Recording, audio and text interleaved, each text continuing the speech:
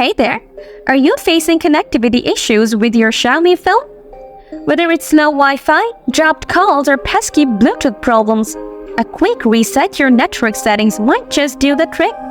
Today, I'll walk you through the steps to get it done easily. So, let's get started.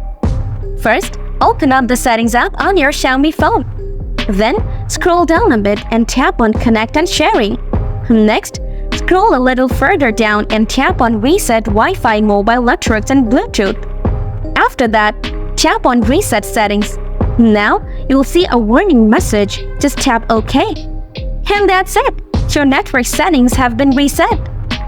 That's how simple it is to reset network settings on any Xiaomi phone, whether it's Mi, Poco, or Redmi branded. If you found this video helpful, remember to hit the like button. Interested in more Xiaomi phone tips and tricks? Subscribe to the channel for lots more coming your way. Thanks for watching, and I'll see you in the next one. Bye now!